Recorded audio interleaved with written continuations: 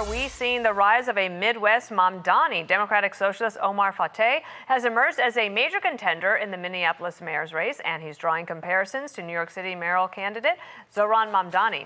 This as Minnesota Representative Ilhan Omar whipped supporters into a frenzy at a town hall yesterday and took aim at President Trump's big, beautiful bill. So tracking all of this, we have Aishah Hasnie. She has more. Hi, Aishah. Hey there. Good morning to you, Dana. We are definitely tracking this progressive push trend happening nationwide. So let's talk about what's happening in Minneapolis. His name is Omar Fateh. He is a Somali-American state senator, and he is another self-proclaimed Democratic socialist, just like Zohran Mamdani. And he just won a pretty big Democratic endorsement in the state over incumbent Mayor Jacob Frey.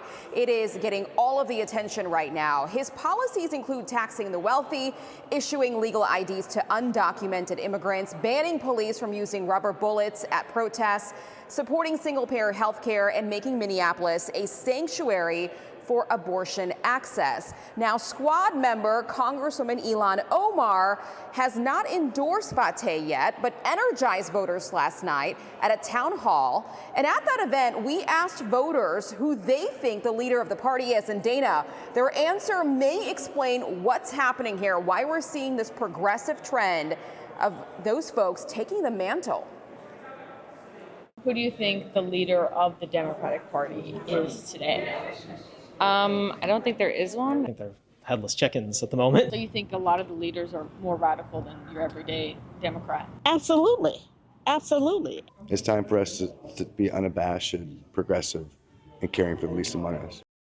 So the base certainly knows what's happening here. Progressives are listening to that, and we're tracking two more left-wing candidates that are trying to unseat moderate mayors, Democrat mayors in both Albuquerque and Seattle. And we shall see if this trend continues all the way to the midterms.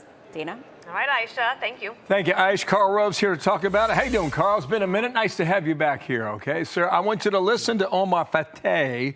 He runs under the Democratic Farmer Labor Party in Minnesota, which is affiliated with the Democratic Party. I think it's the easiest way to say it.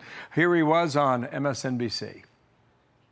I think it's important for the Democratic Party going forward to make a decision on what kind of party it wants to be, not only in our local mayor elections that we're seeing, but in the midterms and beyond.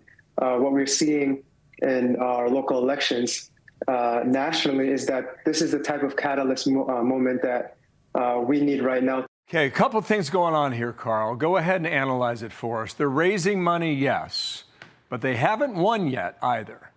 Go ahead. Right, and remember, this is an odd situation. The incumbent mayor is pretty left-wing himself, Jacob Frey, and he has twice before won election despite not having the DFL, the Democratic Official Party endorsement. He's a Democrat, don't get me wrong, DFL member, but we'll see if this works out for the senator.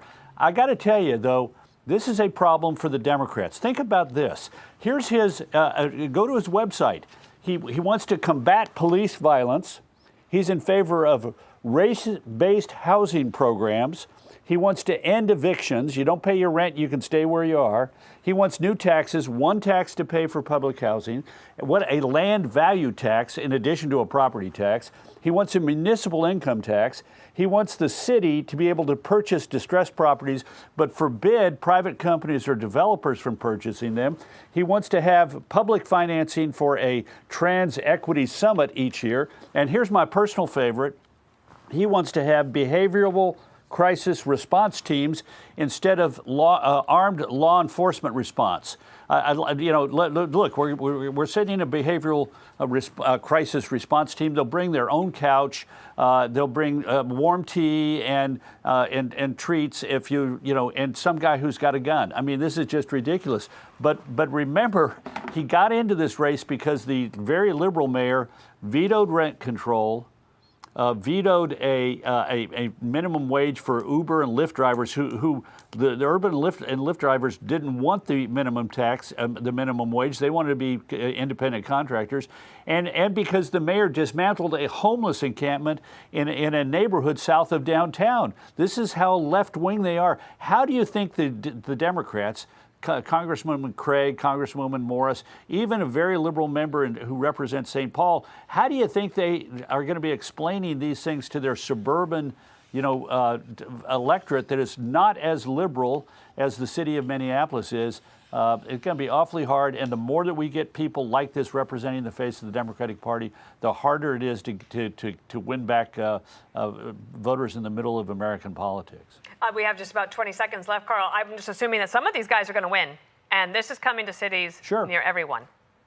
Oh, absolutely, absolutely, and the more left-wing the center of these big cities becomes, the more difficult it is for Democrats to win votes. That they're going to be driving away votes not only in rural America and suburban America, but they're also going to be driving away votes in urban America from people who say, you know what, our city can't have behavioral crisis response teams instead of police officers. Yeah. It's pretty telling that Democratic leadership hasn't endorsed a lot of this. We will see if that changes over the next 3.5 months. Carl, come on back soon. Good to see you. Nice to see you. Thank you. Thanks. I'm Steve Ducey. I'm Brian Kilmeade. And I'm Ainsley Earhart. And click here to subscribe to the Fox News YouTube page to catch our hottest interviews and most compelling analysis.